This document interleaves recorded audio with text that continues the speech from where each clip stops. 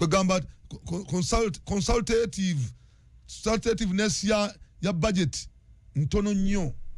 okwebuza okwendowooza teka budget kutono nnyo ngebagibwa alina kugireeta n'agiteeka mu parliament speaker n'agisindika mu komite egenda okugiprocessinga bye n'ebituufu naye emirundi mingi aleeta volume ya page 600 mugitunulemu ku lunaku lumu ontegera bulungi nnyo ekitasoboka omwami Lukwago akoze ebisanja bibadde bina ekimu kyabwa MP ebisatu byaki byaba Lord Mayor akoze kyakoze sijja kugamba nti talina kyakoze naye azatugamba nti bamulemesa mwaka ogusooka bakulemesa mwaka ogwokubiri bakulemesa mwaka ogwokusatu bakolaki kakati omuntu wa Kampala yampisa okujja aŋŋamba banamulemesa nabamulemesa tunaatuuka wa yenze Haji Arun omusomi w'edduwa asangibwe Bulumagi ku luguudo lw'Ejjinja kola ku bintu ebyenjawulo ng'emuli endwadde zitawaanya abantu aba bulijjo kola kwabo bonna abalina ebizibu mu mukwano bw'oba olina ebizibu mu mukwano jangu gyendi neeyonera nsobole okumalira ensonga kola ku mikisa egy'emirimu kola kwabo abaagala okugenda ebweru muntu nk'okozesebwa amajiini okozesebwa saitwani ebyo byonna mbikolako osobola okukozesa ennamba z'olaba ku screen abatuwuliriza mbalamusiza nnyo era ssebo njagala okwebaza okumpa omukisa guno okubeera ku Radio 4 ena programs ennyuvu era nga manyi nti wonoviira wano nga wonoviira ku mpewo zino nga olina kyofunyemu njagala okwebaza Katonda atusobodde okutukuuma ffenna nze naawe era musaba Katonda omulamu asobole okutwala mu maaso nkwagaliza nnyo byonjagaliza ebirungi manyi nti ampuliriza onjagaliza okubeera Lord Mayor omupya era nga bwogambye ssebo mukama wange nzijja si mawulire mapya era nga manyi bulungi nnyo nti ekifo ekyo nkisaanira ate ngenda kitwala ekyobwa Lord Mayor weewaawo ssebo njagala nnyo okutumira abo abanjagaliza ebirungi n'okutumira abo bonna abafunye ebizibu wa mu nsi eno njagala okutegeeza ebizibu bijja naye tokaabanga bizibu wa mu bizibu mwemuva obuyiiya mu bizibu mwemuva obuyiiya naye wano wetuli wano radio kyali kizibu ekyempuliziganya nga teriiwo nga muntu abona ne bayiiya okukola radio kusobola okutuusa amawulire wakabutuke ku bantu so problem wayimala kubeerawo problem tewali testimony ebeerawo nga tewali test kyogere mu Luganda tewali buwanguzi buyinza kutuukako busobola kutuukibwa tuyise mu kusoomoozebwa era buli omu avaayo n'agamba nti nina obujulizi aba nga yayita mu kusoomoozebwa nze for example nali ntuukawo Lugogo emmotoka nenkuba nenkasuka waggulu kwali kusoomoozebwa era we nagamba nti wenge kyekyandeeta mu bukulembeze kwali kusoomoozebwa okugulu kwange kuvuddeko ngenze mu ddwaliro okugulu bakwanise kuviddera completely nentandika okuyiiya ngenda kukola ntya kati nyambadde okugulu kuno okwabalema kuli kumu naye waliwo kyali kizibu oli kyeyafuna naganjiya nti okufuna okugulu okwabalema nange kwe nalabirako ate nenkola ti nange nenfuna okusobola okuntambuza ekizibu kyekivaamu ebiki ebirungi betonyumirizamu byonna n'okugwa obugwi era tubeerangawo gwe munnabyabufuzi n'ogwa n'ogamba nti n'okaba amaziga ekibi gwe butasituka okugwa si ekizibu wabula gwe okusituka okugema okusituka kyekizibu so nkubiriza buli sekinoomu nti bumuli mbeera twebazenga Katonda kubanga mu bizibu mwemuva obujulizi era nze njagala obategeeza ndikyakuyigirako kinene nnyo nti kubanga kyekyanyingizo by'obufuzi kyali kizibu ekyo neŋŋamba ani alina okusolvinga issues zino ani alina okusolvinga ensonga zaki z'enguudo kwe kusalawo neneesimbawo ate mwana watu nempangula mu edda nga nja kunyumiza singa mpadde okweyogerako era kitugenda okuddako nga nziyobaka buno ekikutanudde nga tumanyi nti mulwanyisa oba mwandibadde mulwanyisa bakibiina kiri mu buyinza ojja tojjewo mu loodi omulodi ate naye ali ku ludda luvuganya naye alwanirira byebimu kyokubiri bannakawa balinga babadde bakatandika okubanga bakufunamu experience yo mu parliament wakagifuna otandise okubaweereza agandi ate kati ekisanja ekijja kagenda kubaayo kyayinza n'okubanga afunye n'obwalopu kiki kyakutanudde ate olina emyaka emeka tambudde nno ndi ku floor ya kusatu kati floor ya kusatu emyaka emeka egyo ni mu asatu okweyongerayo oba kuba mukulembeze wandyagadde bukulembeze kikaaki kulevuki wandyagadde gusemberayo ddala neggwanga tugambe nti otandikira ku bwa kansala kale odde ku bwaki obudde ku bwa mp lord kansala olina okutambuliramu naye nkulabanga ddala olina interest mu byobufuzi naye otudde wano ku radio naye nga waliwo challenges nyingi nnyo zoli abantu wandibadde osuuvinga era ku amagezi g'olina ge gakuleetesa wano kuba nti ointeractinga ne bannabyabufuzi obabuuza ebibuuzo ebigenda okuyamba eggwanga toba kuba nti olimu karakita eyo tebandikuleese wano kubuuza bali mu ezo bibuuzo bisobola kuzimba ggwanga kitegeeza nti ye political animal naye oli wano otudde kubanga omukisa gwali wagutuddeko bali mu ezo natandika ebyobufuzi mu 1993 nembera ku kyabavubuka ate nga ndi secretary for students 93 awe nava nenzija ekya Kampala kusoma mu bukujjukujju obw'amaanyi nasanga tebannaba kulonda bavubuka nembalondesa mu Kampala mwe mwagira ne Ben Sebuli Bakalumba okay mbe nalondesa era ne muvuga Kalumba ne mutuusa ku level eya district chairman wabavubuka Kampala nze nenzi kati awo nenzija ku kyabakulu mu 1994 chairman w'ekyalo kaba butandika mango bukulembeze nefuka chairman ku myaka 19 nali chairman wa kyalo nga benkulembera ba professor ekyambugaawo kyambogo kibuga nnyo ekyambogo professor ontegera bulungi mu 1998 nga mentoring nga ye mwami Bidandi Sali the honorable Bidandi Sali omusajja eyali tasosola nga ya minister wa local government era nabanga yantembeeta ng'omwana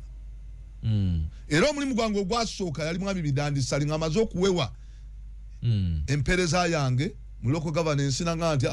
genda wali bakuwe mulimu gwa town engineer ne bampa wa town engineer Wero Obulenzi ne mwami Bidandi Sali twamutunuuliranga nga tumwegomba ne twagala omufaanana ontegera bulungi kati nawe ali awo olina gwegomba gweyagala okufaanana ne gweyagala okufaanana alemedde ku kintu takita akimamidde ontegera bulungi mu 1998 ne bampa obwa vice chairman Ero Situ nga bwe nkugambye nga ndi muto era nze ndeeta poliisi ey'ekyambogo mu university yonna nze naleeta poliisi teyakolanga mu university yokka n'emiriraano mu 2022 mba ngenze Erwero college nali nva Erwero emmotoka nenkuba wano erugogo nenkasuka waggulu lwakinya okukka wansi ng'okugulu kwange kuvuddeko we nagambidde nti kyali kizibu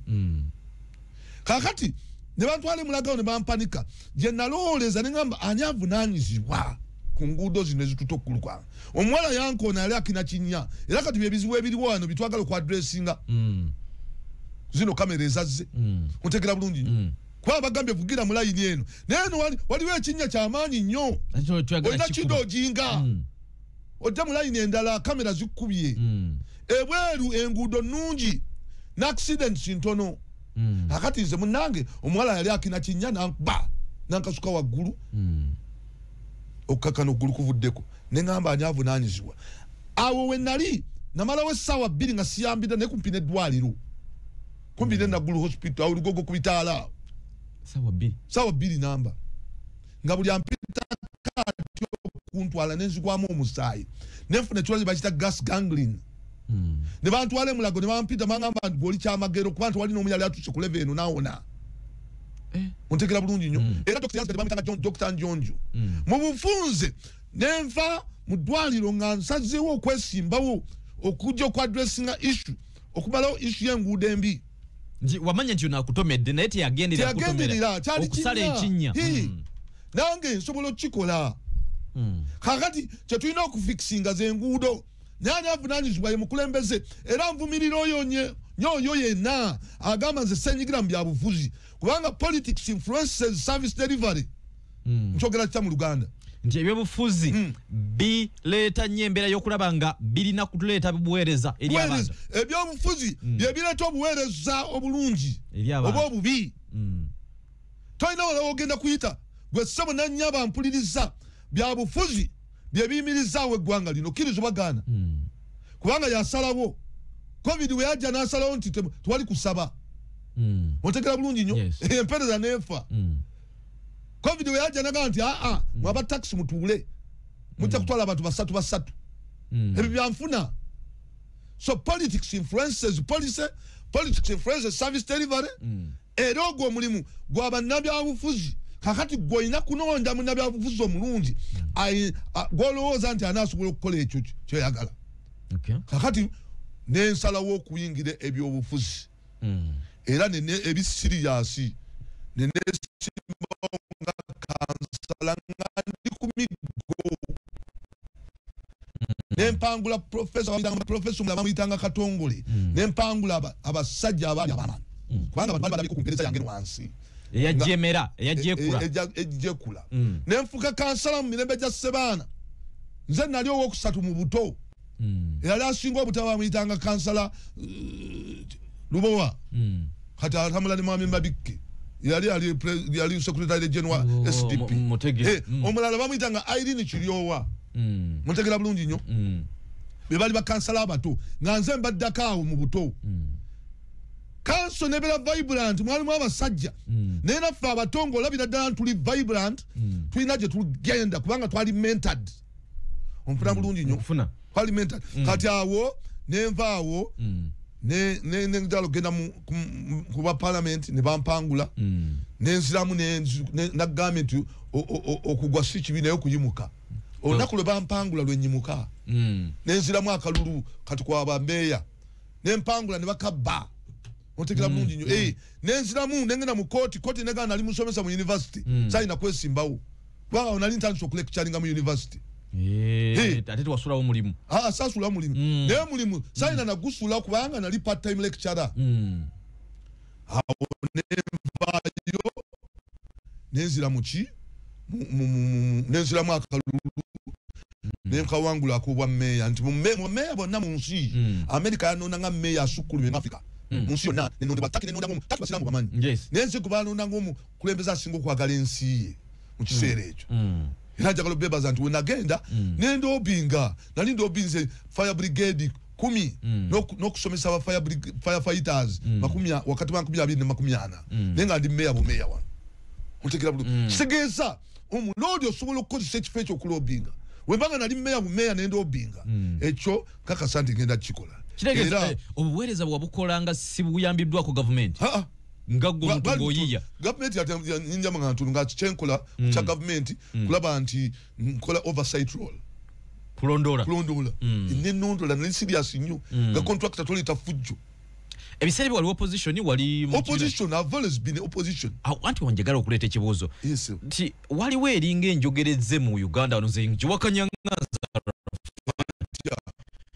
nti omuntu obeera ku opposition nikiba kizibu nnyo okuweereza obuweereza ne butuuka kyembadde yalaba nga mwako njagala opeekengamu nti kisoboka okuweereza mu gavumenti eno abantu bonna obagasa nga oli kulonda oluvuganya nti tulondebwa ng'abakulembeze okutuula mu bifo eyo responsibility si position si mulimu si position nti bakuwadde kifo okulya bitiibwa so olina okukozesa ebitiibwa ebyo ng'okozesa government infrastructure government installations kubanga kakati nze wane ewange njagala njogera ekigambo kino balimo misinterpreting nti ewange wane Nakawa East aba NRM be bali ku opposition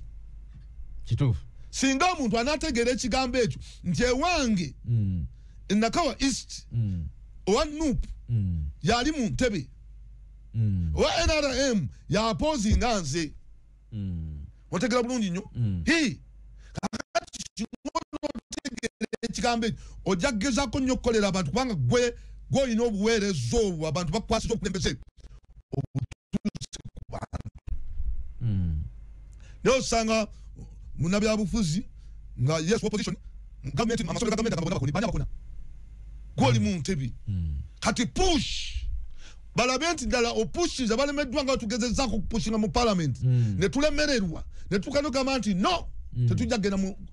budget naye nga tupushinze onfuna bulungi nfuna okitegedde kakati nze nasobola okukola nga ngenda nentapinga mu gavumenti gundi ne supervising emirimu gya gavumenti omulala kyatakola nobeerawo kyebayita value for money tulina kakati wano institutions za government zirina ebintu by'abantu najja wano enakawa ne mobilizing abavubuka bajuwakali bano abawelding abo nembagamba look mwina experience okola eddirisa ddungi neddirisa lino lyokola olina obukugu netubuyiko biwandiiko omanyi okukola eddirisa kiwandiiko na kimu kisobola kutwala mu ministry ya health kuwa contract ya kukola madirisa ga ministry ya health kutwala mugundi omanyi okukola stainless steel kati n'abaana nina ka industry kangawo bugolobi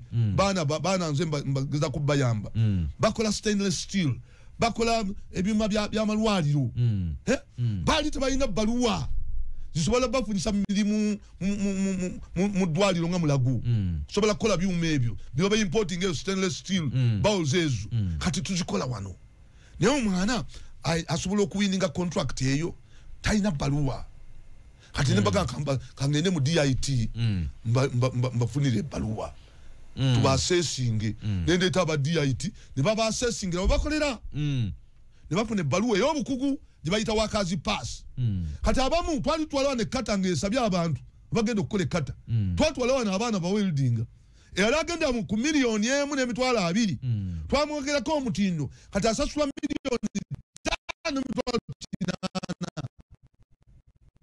olwa ebbaluwa zino value addition naye kakati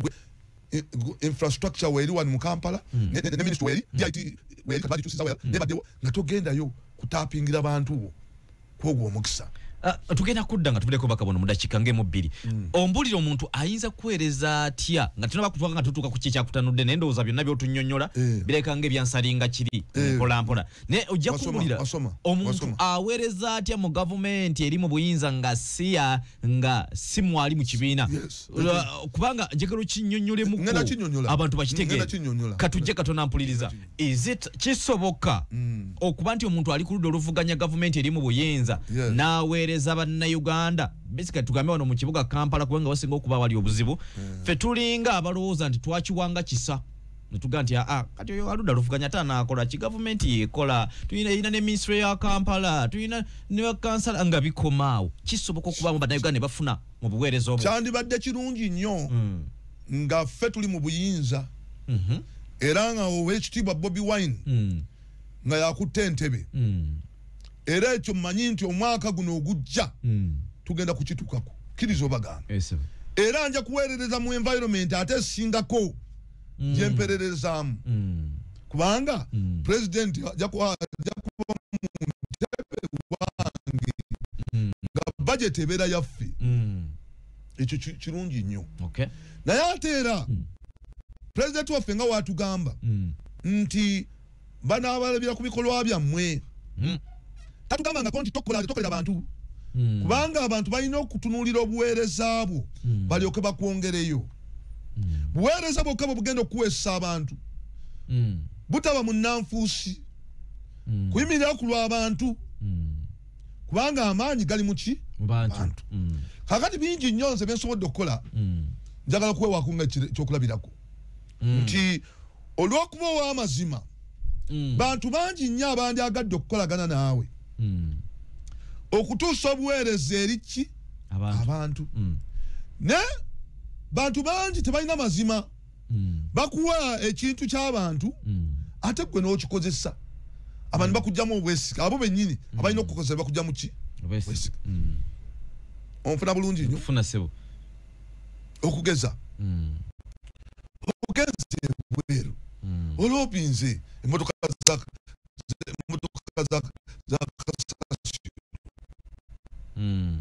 naye okuze kampani yo ogikoze mumanya g'abantu balala otandise okuba nti kampani ogifudde kale gundi erinnya ogitumye erinnya naye bakuwa sente emotoka bya kasasiro kuyamba abantu wabula gobikolamu bukozi sente okufudde mulimu oyina NGO bakuwadde obuyambi bw'abantu goze obukozesezza okugeza nze naleeta okusomesa skills mu Uganda wano seriously ngandi mayor wenalondebwa nga emerging leader mu Africa America nebatwalako mu America nenambula nenjigirayo abataki banona ng'omuntu asinga okwagala ensi ye ne bansaba nkyaleko mu nsi yaabwe omanye okusaba okukyalako mu nsi Istanbul nembagamba si Istanbul yokka natambula mu Istanbul nentambula mu Adana n'egundi n'ebibuga ebirala naye nabagamba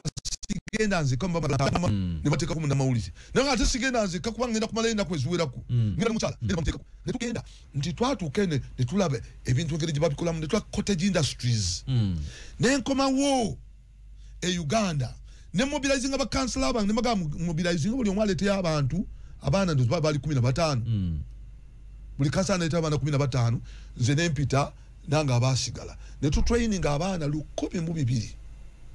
nga tubatrainingira mu miti okusoma ebyalaani okusoma ebyenviiri okusoma ebyokukola wine okubekinga okuweldinga emirimu bwegityo nti njagala okutegeeza gavumenti kwe yava nesukuma kisanja ne mukyala Nakyobe bajje balaba engeri gye nkikolamu nendako wano miti nga balaba abantu bangi batula miti babakubye bayiga bakubye bayiga nibaga nabo bagala kitandika naye nze benamala okusomesa nabasomesa ebintu byali bibiri nabasomesa okutunga kwa example okutunga coating eno nabasomesa business ya coat atale n'obukugu ne business si katale ne salire business mulimu na wakatale n'ebirala kwa oyina okumanya okubala coat material ofunako yetagisa ki oyina okumanya wawo ogenda okusanga akatale ogenda okuteeka business oyina okumanya ba competitors ani omulala competitor wo akola engoye endala nebibasomesa nga nkozesa Enterprise Uganda kitongole gye kinini gavumenti kiwa sente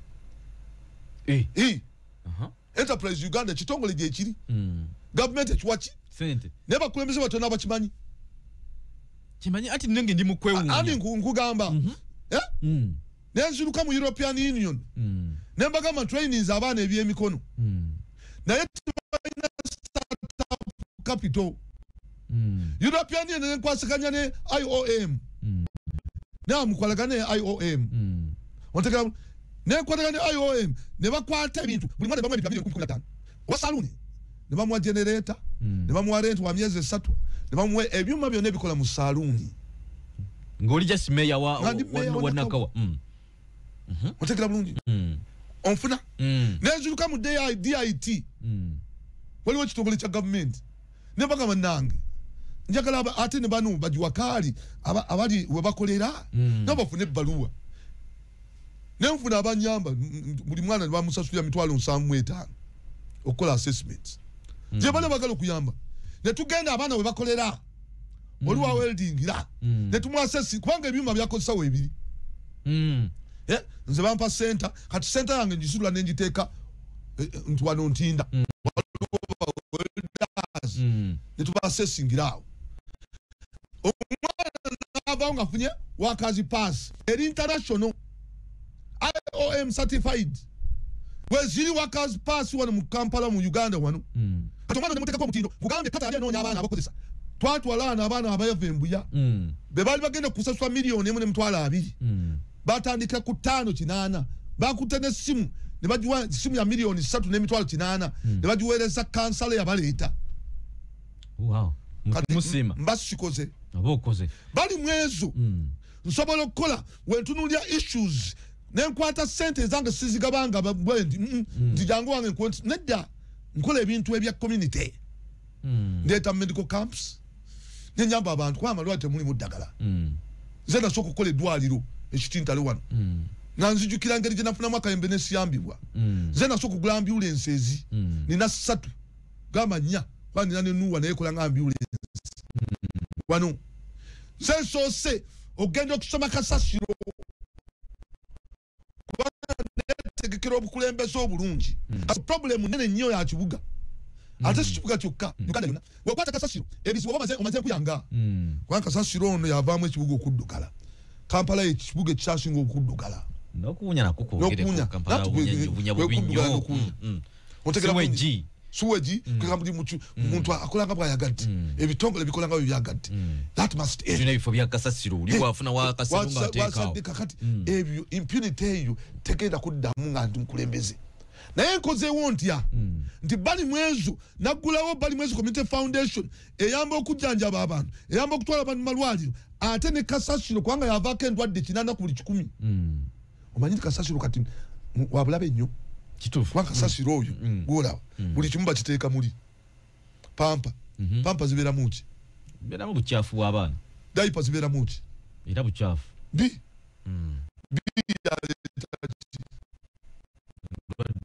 ndwadde ngaki bera mu kolera kati kolera byonna byonna ebyo kolera biki byonna bivomu kati outbreaks kolera olwokukwata bubi kati bali mwezo ne leero naguze motoka endala ya kasasiro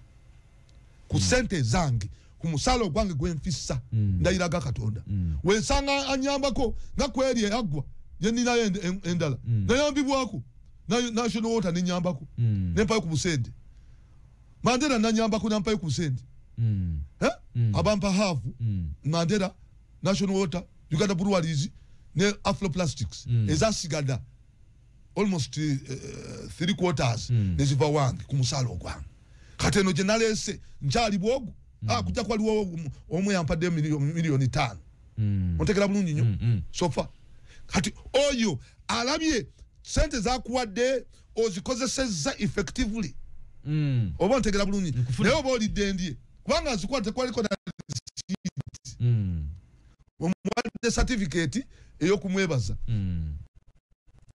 nandibadde nsobola ozikozesa abaana bali benafunira startup capital sente ezo nandibadde nsobola ozikozesa naye tekwaliko yadde wange kati abantu abalala bitambula baagala nnyo okukwatagana n'abantu abatambuza ensonga okutuusa obuweereza nga balaba kyebaagala oba oli kyeyabasaba akikoze otega obuweereza bwabwe buyise mu ggwe waliwo kyebayita mu NGOs referral nti coordination and referral coordinating nawe oyinza okubanga olina sente naye nga tolina human resource egenda kutuukiriza buweereza obwo naye nga sente gwozikola ki n'oziyisa mu nze n'ezigira mu kifaananyi kyo okukola naye nga siziridde wemba siziridde ojja kukolagana nange omulundi ogulala naye wenzirya ogenda kukola ki kukomya awo okukolagana nange kakati taata ebyo byebimu ku bindeeta okwagala ekifo ky'obwa nti ekizibu kyakasasiro kwa byenasoma era byenandisomesa ku university otegera bulungi nnyo emyala wanti okulaba nti zebiramulivu nnyo kasita omwala gutwala omuntu era kinajjukirwa nti omukyala eyatwalibwa amazzi wane nakawa nagamba KCCA newakubadde nali meeya nze nali meeya naye nengamba KCCA ngenda batwala mu kooti for negligence era nenoonya omukazi omulambo gwe nagufunira myezi 7 nga siwadde situdde noonya omulambo gwoyo okulaga KCCA nti erina obuvunaanyizibwa eri obulamu bw'omuntu kati njagala kutwala kibuga ekyo balage kibandikoze si yeka yakafa era oyo KCCA yamulirira kwa naleka entalo zikyali mu family ani akwata sente nkivamu ne waliwo n'omulala yagwa walinga ku zone 7 ekiraba ne bagala okwokya moto ku bagala ku kubo naye ne bagala mu kireke mu kife ne bagala kukesa mulambo kuleta macha kwa ne bagala kintu twakole ne bagana kati omuntu aviriddewo kumacha Jennifer Musi nampereza message bagenda kufaayo nokubyo kuzika kawuju najja mutekera nembateka kuninga kati omwala muzimbe kakati ebyo byonna binjagala okuteka konyesira sema yone kano mudakike muje obaka buno tudde musafe yokubiri ensonga ene y'obutale waliwo amateeka kisisegereta nga gajja kuyambako ku kibuga n'abakulembeze abali abalonde no bayina bibagala ne President Museveni naye nabiyagala kubanga ekibuga kitambulira gwe onabikola otulabenga obuweereza buno butuuka nga awo muntu takoseddwa n'abakulembeze abalonde otambudde nabo ate nga ne government otambudde nabo kale tugeze sengo badde mwene eriko kubanga ogaye ejja mujja kuba wamu akati njagala okutegeeza abatuwuliriza nti tulina okuzimba teamwork without teamwork you cannot tulina kukolera wamu tosobola namba one olina okukiriza abantu bakukiririzemu okwongera okufuna trust y'omu bantu gwe ng'omukulembeze trust ezimbibwa ontegera bulungi nnyo njagala kukozesa nnyo Oluganda nti obwesigwa obwo buzimbibwa kati abantu bamanyi kesi sejjudde enguzi kesi sejjudde babbi kesi sejjudde kati okuzimba trust eyo okugikomyawo olina okubako n'ebintu byokkiriza kugeza nti wemala okufuuka omukulembeze si buli kintu nti ngenda kitandikirawo mu high gear sooka okole kye bayita forum y'aba key stakeholders onfuna bulungi nnyo key stakeholders eggwanga lino lirimu ba key stakeholder Kampala ng'ekibuga kyaffe ffenna togenda kuvaayo n'ogamba nti kakati abatembeeyi bagobi kubanga you are in charge of policies and programs and strategies for the city olinawo omuntu alina okuimplementinga strategies ezo policies ezo ne programs ye executive director kakati gwokulira political wing gwe byo settings oli byagenda okukozesa okutuukiriza ekigendererwa kyo ontegera bulungi kakati gwokulira strategies leta strategies so ziyitire mu bantu bazaanirize ontegera bulungi nnyo mutambulire wamu singa executive director niwankubadde implementer naye omulese on board noleeta minister wa Kampala on board noleeta akulira abatembeeyi on board noleeta akulira RCC on board noleeta ab'omubutale on board ne mukkaanya for starters ekibuga mwagala kifaanana kitya amateeka nti embeera eno mugikkiriza tugenda kusimba omuddo omutembeeyi wenkukwatira mu muddo for starters omutembeeyi wenkukwata ng'osudde kasasiro punishment ki tubeti netukkiriziganya ng'abantu tandika kumawo genda mu rule of law kozesa etteeka nga liruma omunaku liruma omugagga liruma omwavu mu bwenkani kibayita rule of law n'omunaku n'alabanga emmotoka yagundi ogikutte ya muhozi otegera bulungi nnyo ajja kukola atya woba okutte ya muhozi yanaakola atya bakutooli kakati nga tudda mu ki mu layini nali musomesa mu university nali consultant wa Katuliki nali consultant mu ngeri y'omu nga nkola ne mukulu Jebi Walusimbi yali Katikkiro wa Buganda era nze gwe yateekayo nga Dragados ezimba mulago oyo omukadde nze nali acting resident engineer baddeko ne ku project eyo ye State House Entebbe era mukulu Bobi Wine wanaasula mmanyiwo otegera kubanga ffe twagidesigninga nga nkola ne mwami Jebi Walusimbi otegera bulungi nnyo engineer Jebi Walusimbi kwegamba badde consultant wa Katuliki mu ggwanga lyonna era nze nakulira okuzimba kwa Namugongo nga nze top most ng'ogyeko mukama wange Archbishop nze nali mukulungamya nze nali nzirira Archbishop ogwo mulimu nga gunkwasiza lwa bukugu kakati wembanga nakola project eyo papa ngajja mu nnaku mu myezi 3 record time ekibuga tekisobola kunnema yensonga esinga okune ensonga n'endala nti mwami Lukwago akoze ebisanja bibadde bina ekimu kyabwa MP ebisatu byaki byaba Lord Mayor akoze kyakoze sijja gamba nti talina kyakoze naye azatugamba nti bamulemesa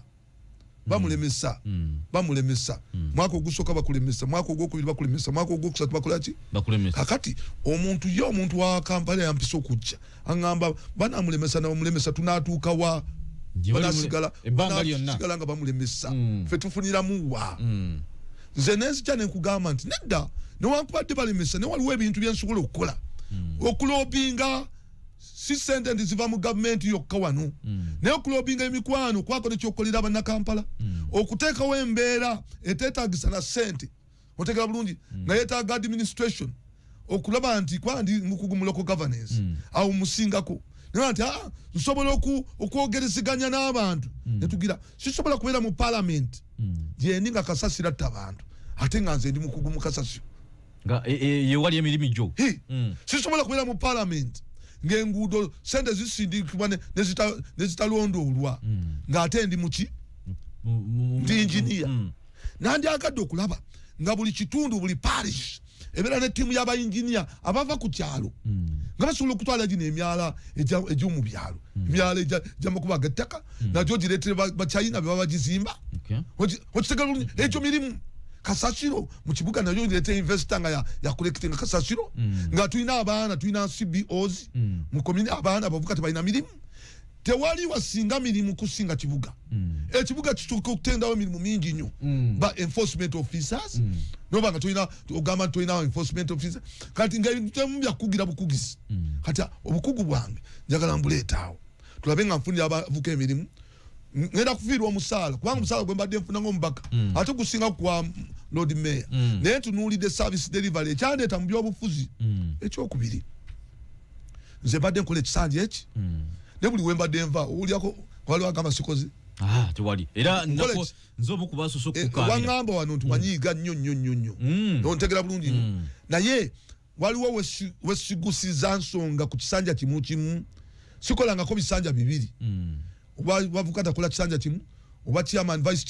chairman nekola kisanja kimu vice chairman nekola kisanja kimu oba kansala nekola kisanja kimu mirembe gya Ssebaana ne kansala nekola kisanja kimu kuba mayor nekola kisanja kimu kuba member wa parliament because ekisanja eki ate kuba Lord Mayor nabo nakola kimu awo nja kugezaako okulaba ndi nkolera abantu bana asiima nenda banga abantu basiiminga nakyo nkireka naye ekisinga obukulu gwe mukulembeze ono tunategeera ddi nti osobola gwe twadde mukisa tubagamba nti abavuuka mu bakulembeze abenkya naye ffe abakadde tulemeddeko tetwagala kuva mu bifo tulina emirimu gavumenti erina emirimu emitwalo 40 naye nga yeetaaga twogerera emitwalo 40 Bukati balina mirimu kubanga balemedde mu bifo ebyo ebinene babirisa abaana baabwe tulina kyakulabirako ne tugamba nti nedda kati ekiseera kya Bobi Wine gy'emyaka gye ate sagala kuyingira kiseera kya mwami Bobi Wine generation yaffe bagibbye nnyo mwami Museveni agibbye era tutulina n'agamba lengera zino embaata lengera embaata lengera empuuta kubanga ye ali mu myaka 46 nga ayagala kukwata ntebe Isemba yuddala kakati bali mwezo emyaka ejja ntebe jimpiseeko kandi ayandire wanu nemwe mbalekere space yammwe kubanga ne Bobi Wine tebakuvaayo ne tumuwa mukisa tetwanditegedde bulungi mu mulimu nolwekyo tukkirize nawe tubawe mikisa mmwe emijiji emito naffe tukwate mu nkata weewaawo ekyo kyonno kintutte ku wembadde njagala okubanga ntuuka kubanga okonye ku kyamukulu kyagulanye namwe demokrasiya wamwe mutadde bwe mutebabuzibuza abesimbawo semateeka obuzibu bwavudde ku ki ekyokubiri kimwabadde mwagala ekyokusatu kino mwe kyabawadde obumativu obwammwe nga mmwe abaali oba balondeddwa oba balonze ebifo ekyabaani abalonze kakati pate yaffe ya Nuupu eri Democratic era twabadde ne ba delegates kale abasukka 10+. tutegeza abeetabye mu nteekateeka mulimu ba mayors mulimu ba district chairpersons mulimu ba speakers mulimu ababaka ba parliament mutegera bulungi era nga bayita buli muntu yenna eyagaliza okujja okuwaayo interest ye okulaga nti alina okweyagaliza mu kifo ekyo ebifo byonna era bangi nnyo abaawoominga ne ku kyo bwa president waliwo be twawuliranga nabo bagamba nti twandikyagadde naye twagamba tukkiriza nti omukulu akyayinayo gundi tumulekere nga constitution weeragira bisanja bibiri era nawulira mwami Ssekona nga agamba nti bakkaanya nga agamba bwanti nti si kukkaanya bukkaanya naye nandyagadde ekifo ekyo nolwokuba nti ono ali akyasobola ate nga twakkaanya ebisanja bibiri kati mulekedde ekisanja ekyo wekinamala okuggwako nange nga ndagobeta nange nja kulaga ekyo nno ki environment nnungi eyokuba nti ne president yasimbibwako yaganda najja batuwa omukisa okuba nti tukula ebisanja bibiri olwekigendo kyali kirungi nti omuntu ebisanja ebibiri bimumala okubaako nekyakoze nalekera n'omulala kati ekyo twakikiriziganyako era president yabadde unopposed siyeka secretary general yabadde unopposed n'abalala bangi ko abadde unopposed ne Joel oluvanyuma n'afuuka unopposed ne bamulekera ne waliwo Sowanya yabadde azze okumwesimbako ontegera bulungi nnyo up to the last minute ku kyobwogezi era oluvanyuma ennyo Sowanya na withdrawing nekyo nalabye mwamutiisiza si kumutiisa yavuddemu nnyini era twakubye enduulu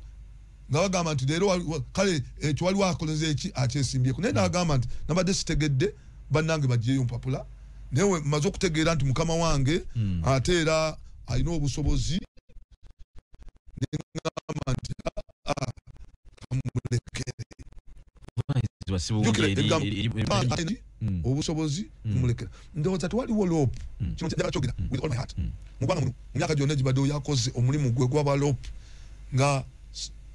Honorable Joel Ssenyonyi teriyo ekyo njagala okubeera clear on this matter there is no single lope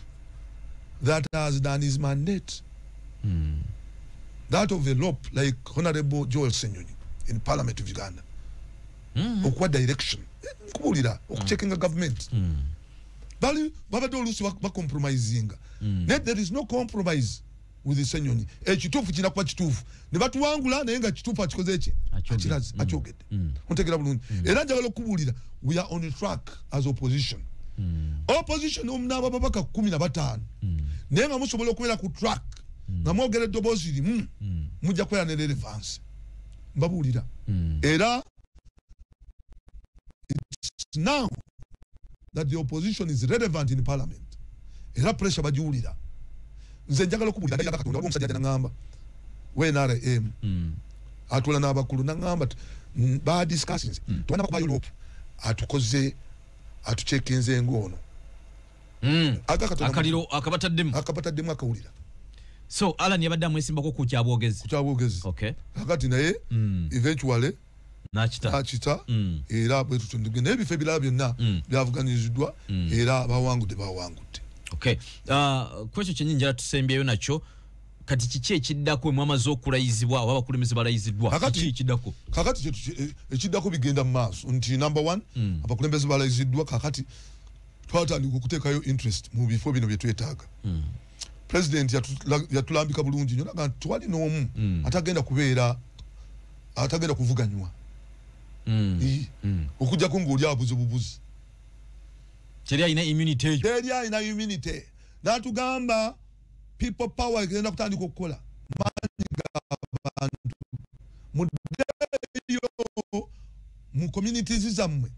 mutandike okulaga abantu nti mina interest n'agamba ne bafusodayo bagende wansi oli walaba nga alina obusobozi ng'oli takoze mulimu gwakola bamwesimbeko ekyo kirese competition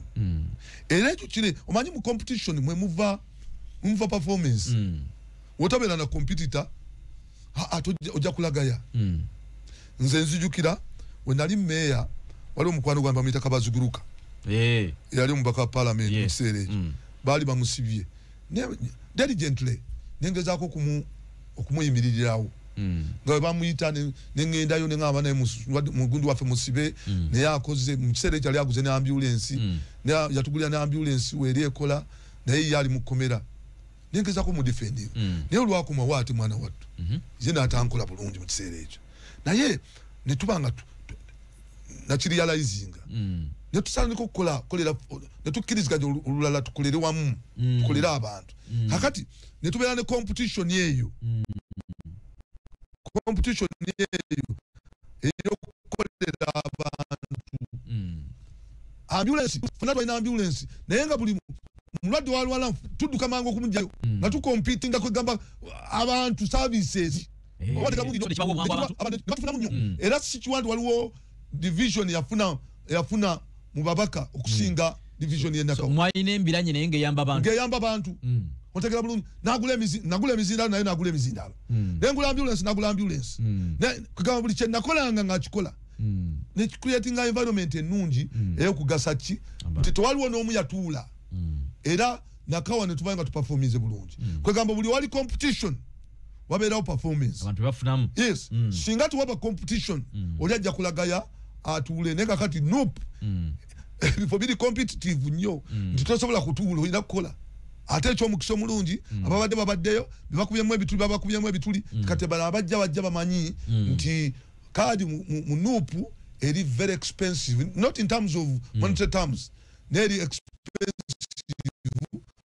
mu kufuna kubanga olina kuba nti oli mukozi bino bagamba nti waliwo olina okulaba ofune kaadi olyo birabyeko nga gwe aludde mu nuupu yakafuna kaadi omulundi omulala ate kati nga ogenda kugi oba olubira simanyi wajjudde empapula nenda kuzijjayo njagala okubeera clear on this kubanga nawulira kaadi bazitunda yes God is my witness ndayira wano mu maaso ga Katonda nti ndayira eggulu nze sigulangako ku kaadi nakakati kyemmanyi mu nuupu kyosobola okukola is harmonization kwogerezeganya ontegera bulungi kyenakoze tulina abantu ab'amaanyi babadde bana abaagala ekifo kyobwa Lord Mayor 4 of them mu nuupu ayasookera ddala n'okukyogerako nti akyagala yali Mulenyama eyaddako yali Serunjoji nange nga tukyali ba mayors naye olwokuba ndi mwami Lukwago twali tukyamwaga nga kama China byagamba amaliza okukola otagala mutataganya ekisanja kino babadde bana mwami Louis yasooka Lubongoya nagamba njagala Mayor eyaddako n'abeerani mwami Mulyanyama eyaddako mwami Serunjoji ow'eddembe eyaddako mwami Nyanzi era bonna baali bainvestinze kinene mu kukifuna ontegera bulungi kakati nange nali nkyagala naye olwokuba nti bano baali bakyagadde neŋŋamba nti no kansooke nengere ndabe naye ekinyugunyugu ne kijja oluvannyuma netandika okugeziganya nabo ontegera bulungi nnyo kati buli omu yakola ki si lwakuba nti kati olabira democracy mu pate yaffe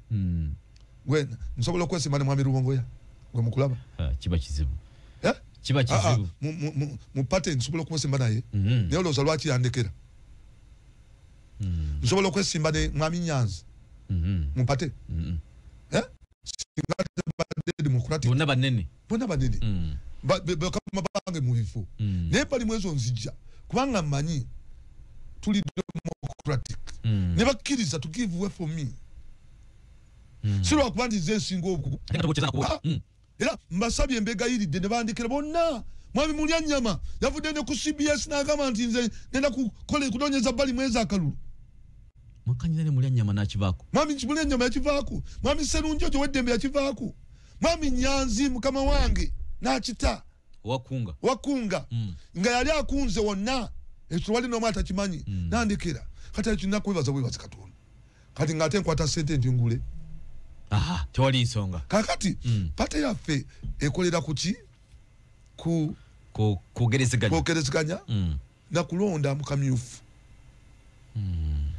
olina kuddamu mu bantu ne bakola ki ne bakukkiririzaamu kasa abantu baga nti tujja kumuwa taata kiba kiwedde tugenda mukumulamu nga tuzze ku budget semu tuzze twenyigira mu budgeting process kubaga olumala okuyisa budget empya erina okutandika ontegera bulungi naye tuzze ne tukiraba nti bano abasajja tebaagala kukola bintu bikoleddwa wamu ne bannayuganda kwegamba consultativeness ya budget ntono nnyo okwebuuza oba okwendowooza mu nteekateeka ya budget kutono nnyo ng'ebagibwa tuza ne tukiraba ne ku ministry police statements ezituweebwa baminisita nti n'abamu tebazireyinga ntebo mu parliament teeka nti minisita alina okuleyinga ministry police statement kiganda wazeemu nti bannayuganda okubannyonnyola nedda minisita waba aleeta dokumenti ye omuli byategese okukola engeri gye bakusaamu ssente ziri n'ebigenda okukolebwa agireeta n'agireyinga tebbo n'agiwaayo sipiika n'agisukuma mu komiti etandika okuprocessinga naye kugambye nti ebintu bino tebikolebwa bulungi minisita agireeta ku lunaku oba oluusi komiti lwagenda okukola ki okugidiscuss nga tegisenda mu parliament ekyo nakireeta era ne buba ogenzi mu answered ojja kulaba nti nemulugunya ku ministry ya science and technology so nga kyandibadde tyasooka n'agireeta ne mugitulamu alina okugireeta n'agiteeka mu parliament speaker n'agisindika mu komite egenda okugiprocessinga bye n'ebituufu naye emirundi mingi aleeta volume ya page 600 mugitunulemu ku lunaku lumu ontegera bulungi nnyo ekitasoboka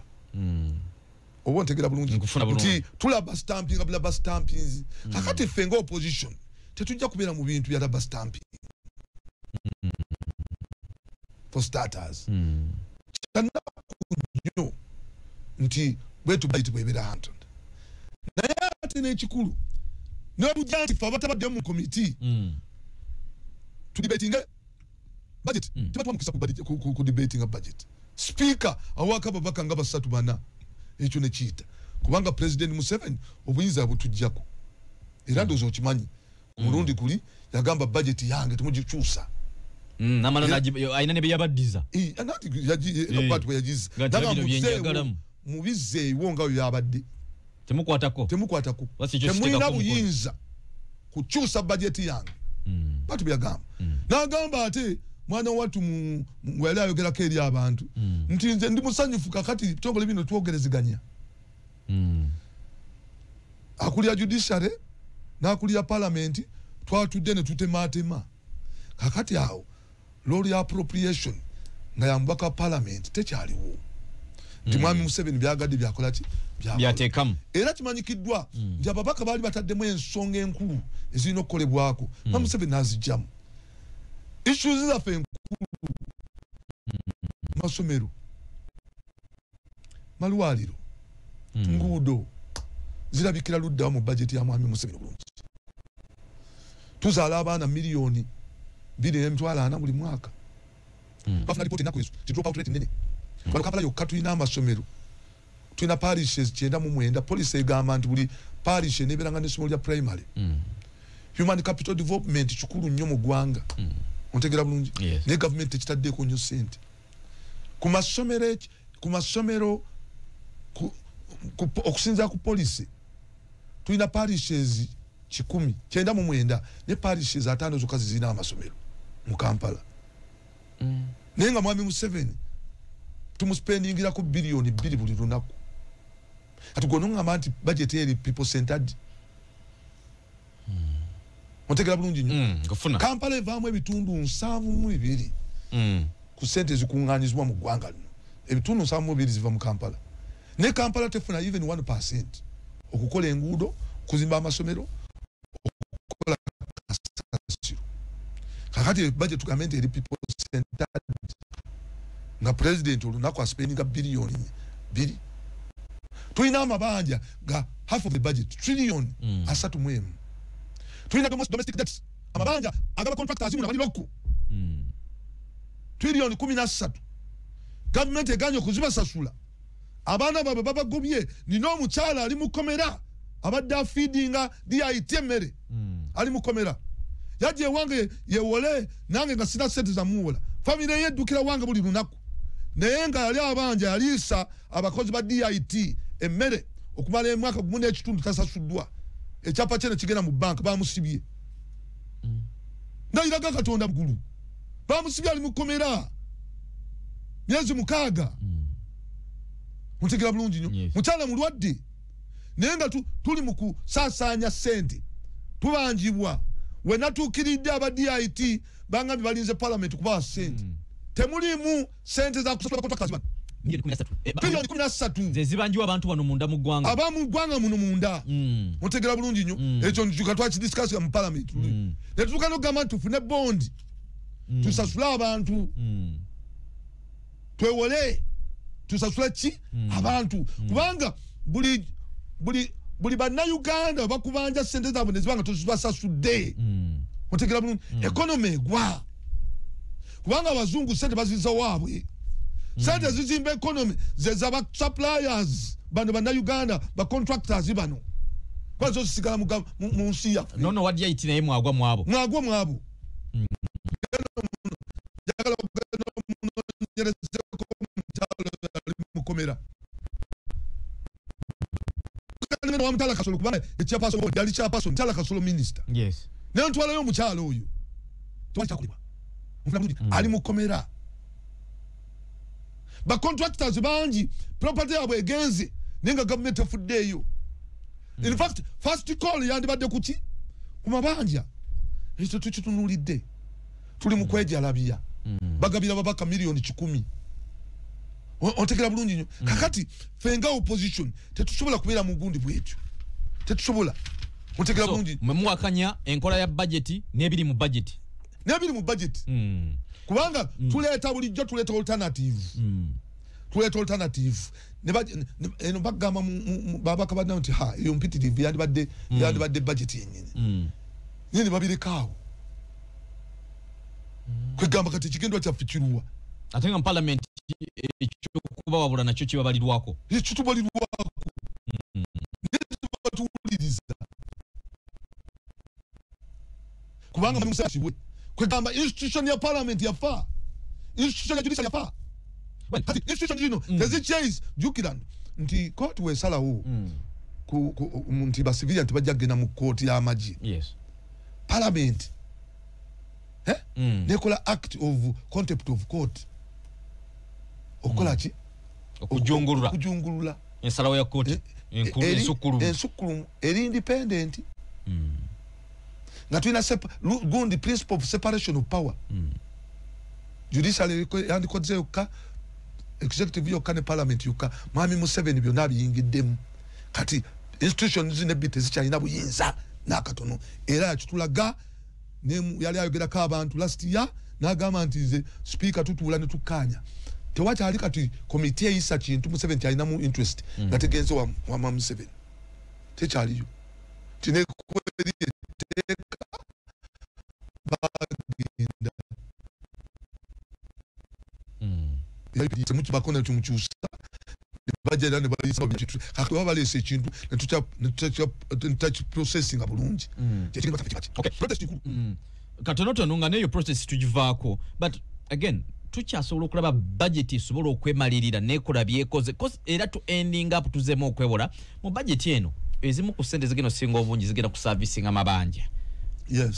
ate ne sente naze tusuubira okufuna tusuubira kuzifuna nga tuyita mu misolo kitegeeza nti buli budget egenda ku focusinganga kulaba butya bwe tufuna emisolo mingi nga yekkubo lyokka gavumenti lyetunudde okulaba nga servicing amabanja gano n'okufunako sente zinaakola ebirala so kitegeeza nti tukyewala supplementaries naye gwe olaba munda azandibadde zeewalika era ekikozesa budget kwe kujjawo supplementaries lwaki zeeyongera budget emabega wano mwayisiza n'endala ennaku naye omanyi ekikolebwa bwe butawa biseera babaka processinga budget bulungi gwe n'oleeta ekitabo kya page 8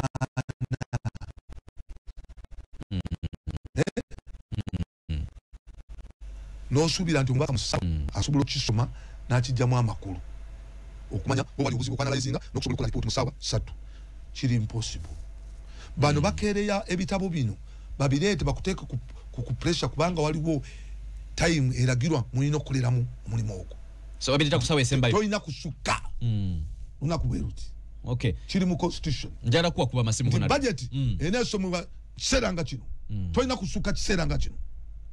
omontegera bulungi babileta leti kigenderera musobolo kubisa nga temubitunulidde naye kivaamu kyekiki ekivaamu ze supplementaries sente zikwekebwa muno nga zikekeddwa for example State House bazikweka omu ne baziteeka ku bintu ebitagasa naye ebintu ebigasa ate ne babireka ebweru kati mu supplementary noleeta ekigasa nga ddala olaba kigasa naye nga tekyewalika naye nga mu budget mwakiteekamu oba ntegera bulungi sente zebagabira ababaka ezo biliyoni 10 miliyoni 10 ntegera bulungi nnyo noteeka block figure notamenya nabagamba tumenye budget tulemesiteeka mu block to donations sente biliyoni 18 no musimenye mumanye zino zigenda luddawa zino zigenda kukola ki kubanga otazimenya mwe muva sente zebagabira the cash bonanzas naye ate nga mwe mwalowooza zabino ebikulu kubanga mwazitairinga ye nazikozesa wayagadde ate tulina problemu y'etteeka lino lye twagala okukyusa ery'ebyensimbi erigamba nti executive esobola okukozesa ebitundu 3 ebya bajeti y'eggwanga nga tebeebuuziza ku parliament bajja buuzaako oluvannyuma oba kubategeeza twebuuzako oluvannyuma kati ekyo ne kireetera okuba nti bakozesa ssente ezo ku bintu ebitagasa bannayuganda tuwazanye eddembe n'obutebenkevu mu ggwanga priority esooka security kikulu era kikulu era budget security bagiwadde ekyamaanyi naye kaseera mu budget eno etunulidde nnyo okulaba ngo amaka ebyenfuna byago byeyongera luddawa tulaba mwana nti sente ziyisiddwa nnyo PDM bameka bazifunye kankuwa example nina parish bagita Mutungo parish era abantu emitwalo 12 yemu kusinga obunene mu Uganda yonna Mutungo balonda ng'abantu abagenda okufuna mu Mutungo parish bali 13,500 12 not even a quarter naye nga ebugisu waliwo parish erina amaka 3 mwaka bagwayo bonna ontegera bulungi nnyo kati baba bakufuna bali mu second round oba third round ne wano mu Kampala parish eno yakufuna abantu 13,500 ku bantu 13,500 bakawaka abantu nga 15 oba 2 wendowooza kati balina wabulayo abantu 3 kwa kitegeeza oba buli mwaka obulaga biliyoni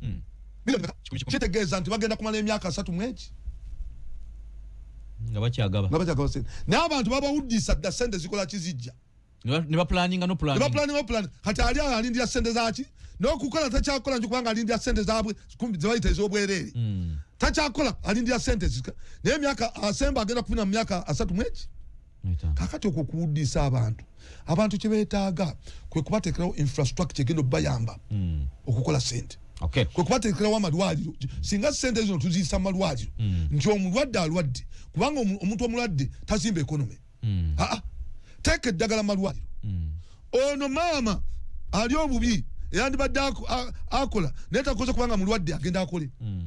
ontegera bulungi nnyo ziteekaawo ziteeke mu nguudo ziteeke mu kasasiro ziteeke mu masomero drop out rate nene lwakuba nti abantu banaku ebitwala sente z'abantu byoboziba mu kifo kyokwata sente nolowooza nti abantu bawadde nga ate obagumaza bugamaaza kati abantu bewange bagumala balindya miliyoni emu mu myaka 3 mwetaano effectiveness ya programu eno eri ku 0 omwezi funya ayinza okugamba nti yakola n'abalindiridde be bangi kiringa omwana gw'onogamba nti nkutwala bweru yamaze S6 n'alira omwaka ogusooka n'ogwokubiri ayonooneka byonna byakola n'abisiba kubanga obwongo abutaddeawo tuleme okulowooza mu kuwa ssente abantu nze wange sikikola era kyobula nti tugenda mu maaso abantu mbayigiriza okukola nembagamba kati wetaaga certificate wekolere nembanoonyeza certificate wetaaga gundi tubayambi ambulance zibayamba kasasiro ne mubajja kati ne mmotoka za kasasiro zange